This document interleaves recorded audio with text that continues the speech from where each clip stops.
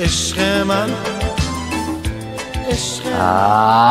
جمعش کن بابا. چه عشقی چه کشکی. اصلا میدونی عشق چیه؟ عشق همونی که قبل از ازدواج میگه من بوی موهات دیوونم میکنه، اصلا مست میشم از پیچ و خم زلفات. حالا همین آدم بعد از ازدواج فقط کافیه یه تار مو ببینه تو ظرف خورشش سر سفره قاط نمیزنه، میزو برمیگردونه از همین بشقاب و افرنا میکنه تو حلقش. این همون آدم عاشق گیسو پرسته ها، تعبیر بگی. این عشقه که این روزا طرف یه آهنگ عشقولانه گوش میده همزمان یاد 10-15 نفر میفته.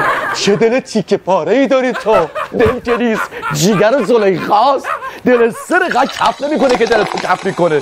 به خاله بازی و کودک شدن که برگشتیم، ای عشق بیا که دوباره جهان قشنگ شود. والا تایم خاله بازی بچگی ما از تایم بعضی از عروسی‌های این روزا خیلی بیشتر طول میکشید. عشق تمنای وصاله، نمیدونم یا اینکه همش فکر و خیال.